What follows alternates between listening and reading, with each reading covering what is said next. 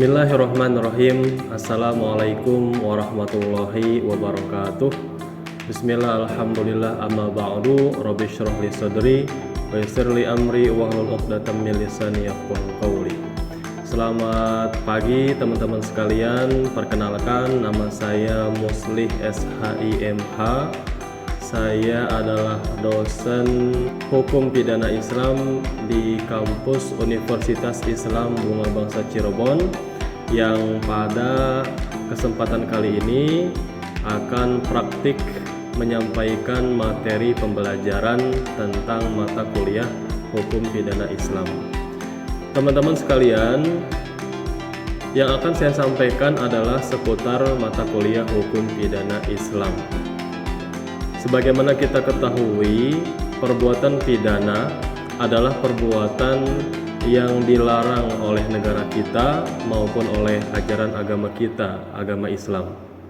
Perbuatan pidana merupakan perbuatan yang dapat merugikan orang lain, baik itu individu maupun masyarakat.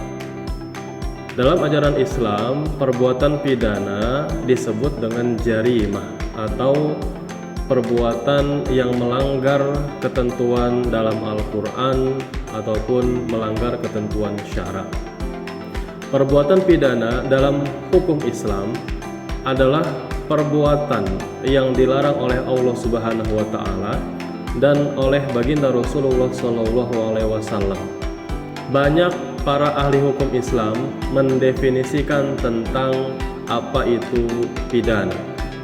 Para ahli mengatakan bahwa hukum pidana Islam adalah ketentuan-ketentuan yang mengatur tentang tindak pidana atau perbuatan kriminal yang dilakukan oleh individu yang telah memenuhi syarat mukallaf dan dapat diancam dengan hukuman hudud atau kisos atau diat atau takzir. Tujuan daripada hukum pidana Islam adalah untuk mewujudkan kemaslahatan bagi individu dan masyarakat, baik di dunia maupun di akhirat. Artinya, hukum pidana Islam ada untuk memberikan kepastian hukum, untuk memberikan kemaslahatan, untuk memberikan keadilan, tidak hanya untuk individu perorangan, tetapi untuk kepentingan masyarakat. Jika kita berbicara tentang sumber hukum pidana Islam, maka aturan-aturan atau ketentuan-ketentuan pidana Islam itu bersumber dari yang pertama adalah Al-Quran, kemudian yang kedua adalah As-Sunnah atau hadis, dan yang ketiga adalah ijma, dan yang keempat adalah qiyas. Al-Quran merupakan sumber hukum yang utama, sumber hukum primer. Di dalam Islam, Al-Quran adalah firman Allah Subhanahu wa Ta'ala yang diturunkan kepada Nabi Muhammad SAW. Kandungannya mencakup berbagai aspek kehidupan, termasuk hukum pidana yang mengatur berbagai jenis tindak pidana dan hukumannya. Jadi Al-Quran adalah sumber utama untuk umat Islam khususnya dan umat manusia pada umumnya. Al-Quran merupakan sumber utama, sumber primer di dalam hukum pidana Islam. Kemudian yang kedua adalah hadis. Hadis merupakan apa yang disampaikan oleh baginda Rasulullah SAW, baik itu perbuatan, baik itu perkataan ataupun persetujuan. Hadis Rasulullah SAW berfungsi sebagai penjelas dan pelengkap daripada Al-Quran. Apa-apa yang belum termaktub dan belum jelas di dalam Al-Quran, maka hadislah yang kemudian menjadi penjelas untuk keterangan-keterangan dalam Al-Quran. Apa yang belum termaktub di dalam Al-Quran, maka kita bisa merujuk ke dalam hadis baginda Rasulullah SAW.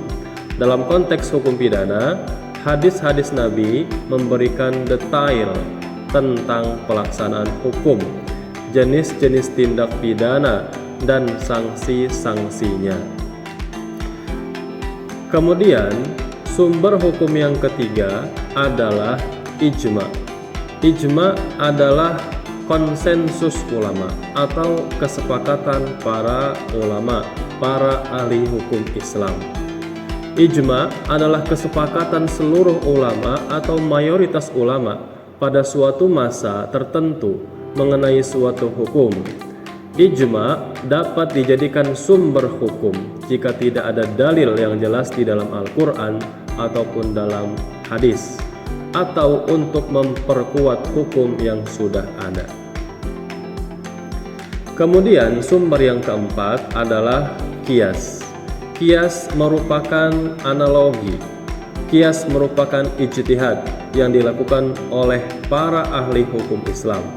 Qiyas adalah proses penalaran hukum dengan cara membandingkan suatu kasus baru dengan kasus lain yang sudah ada hukumnya dalam Al-Quran atau Sunnah, kemudian menetapkan hukum yang sama jika terdapat kesamaan illat atau sebab antara keduanya.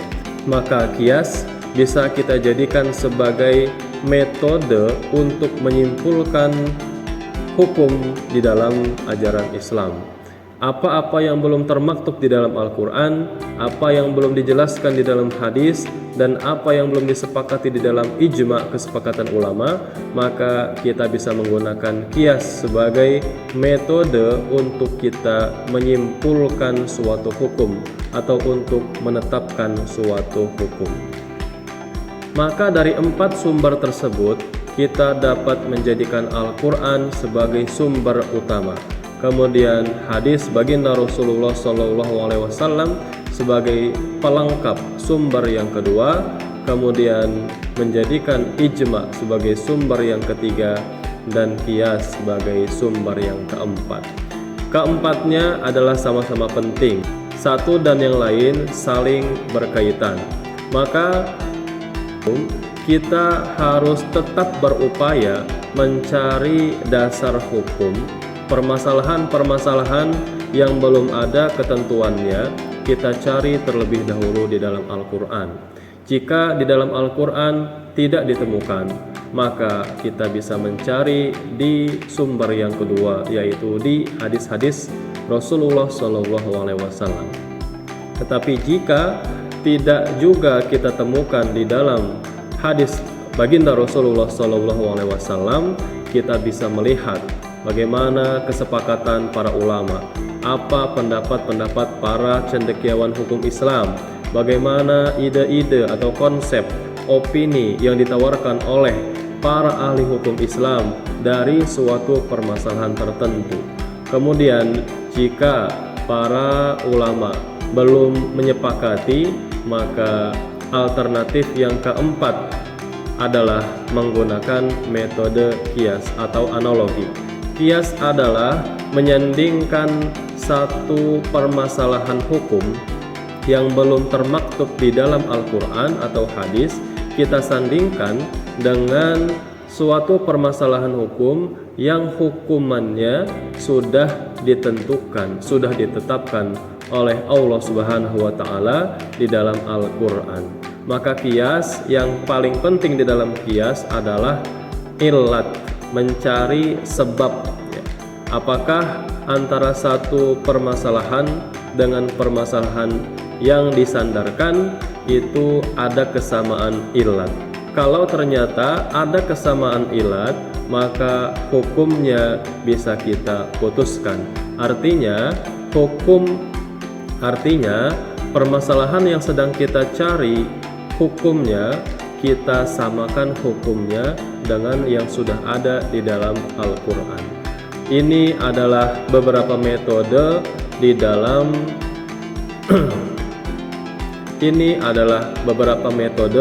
dalam hukum Islam tentang bagaimana menyimpulkan suatu permasalahan hukum.